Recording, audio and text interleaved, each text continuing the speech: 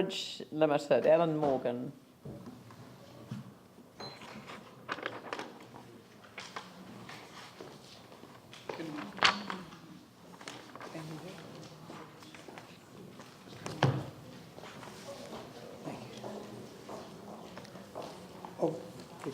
While they're being distributed, there was a hard act to follow.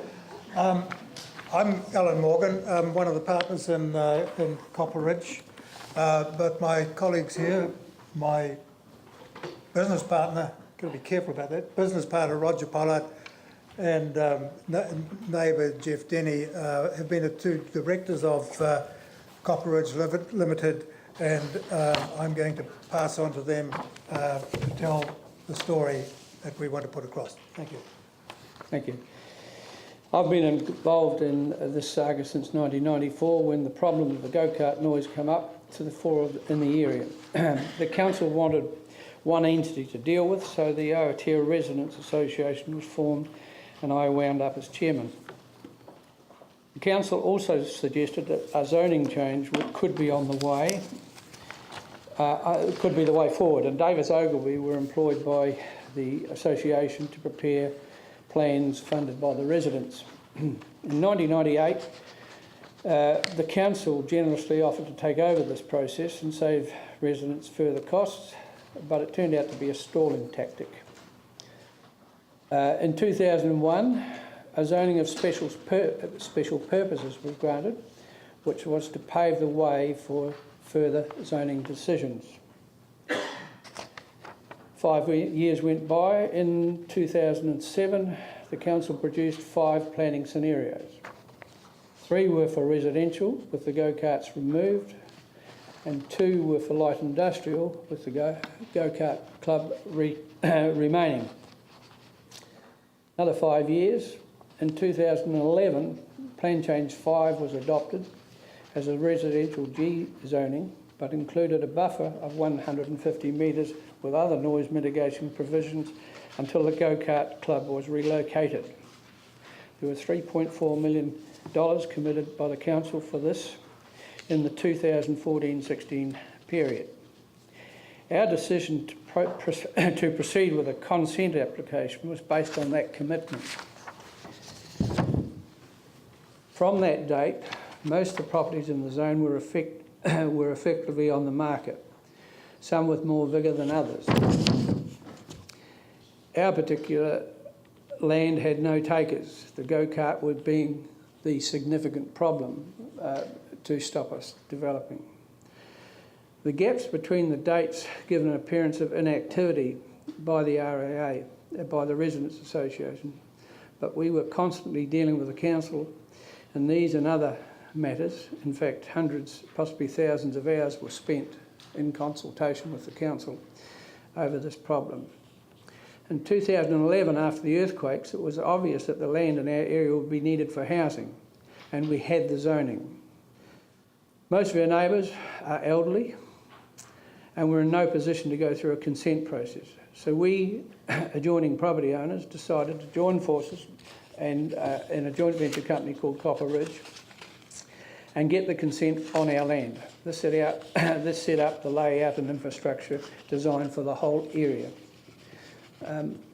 Does everybody know where we're talking about? Cars Road? Yeah, we've already had submissions on this. So, right. Yeah. Okay. Planning started in November 2011 with a consent application lodged in June 2013. Through this stage, regular meetings with the council planners ticked off most of the design decisions, and so by the time the application was lodged, most of the issues were supposedly sorted. The consent was finally issued in April 2014. That is 20 months of planning and 10 months to issue the consent. The cost to us was $650,000,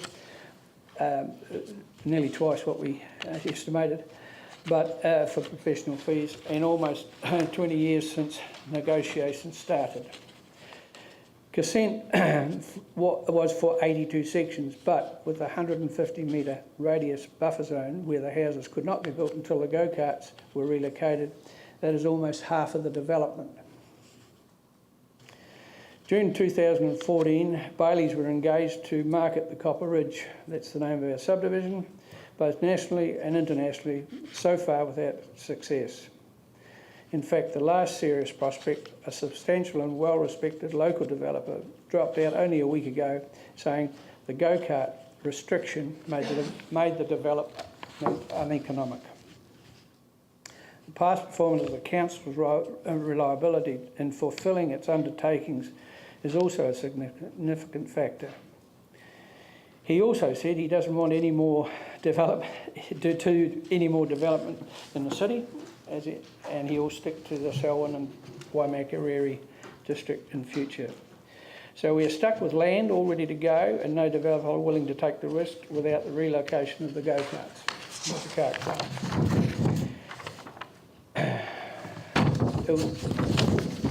I'm sorry. If it was moved with certainty within 2 years, work could resume on the Copper Ridge with confidence. The Copper Ridge is the name of our subdivision. The kart club shift is in your budget for 2014-15-16. I ask that you please show some leadership and carry out what the council has proposed for years. I ask Jeff to carry on. What do we know? Okay. We know that the kart club would like to move. They do have an inferior track, which is well below international standards.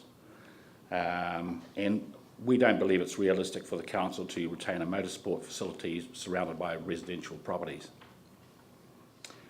There is a proposed location for the kart club, we are advised, and which would be available in approximately 12 to 18 months. And this is a pit at McLean's Island. Now, I don't know how far the negotiations have gone, but I do believe there's a heads of agreement has been signed, and there is, I believe, some sort of assistance financially for the go-karts to pay off the value of the land over a period of time, but only what I hear. And obviously, if you do it now, of course, it's the cheapest time to do it. Right now is always the cheapest time to do any building project of any size. One of the problems we have is, of course, the land around the present track, which is ourselves and other owners, has devalued severely. We're down probably 30% from our 213 valuations. So currently we have a negative value, costs us money to own. We have worked out that the council contributions for the whole subdivision, 360 plus sections, would be over 11 million income contributions. Your rates would probably bring in excess of another $1 million per annum. So while we'll have to pay some money to locate the go-karts, the reality is that it's a win-win for the council. As far as we're concerned, this whole exercise has been a huge emotional and financial stress and is still ongoing. Many of us had to mortgage our land, and the toll on us is also ongoing. We also believe your present, past staff have placed us in this invidious position, as we would never have started down the road without the belief that the council would honour its stated intentions. All we ask is that the council observes its own past and present recommendations and formalise a date within the 2014-16 budgeted period for relocation of the go-karts. Thank you. Okay, questions? Yanni? I just wanted to check, is the existing infrastructure in place there, or does it need to be upgraded as well? The go-karts? No, like For the the subdivision? development. I'm just trying to understand, because you said it was uneconomic for... Because we can only do half. Fund. So, but if you can do half, 150 houses, I still presume that's a... No, because of the 150 metre So I'm just trying retention. to understand why half if the I could just development answer is that. At the moment, given only 20 acres of 20 acres of the whole block are As a consent.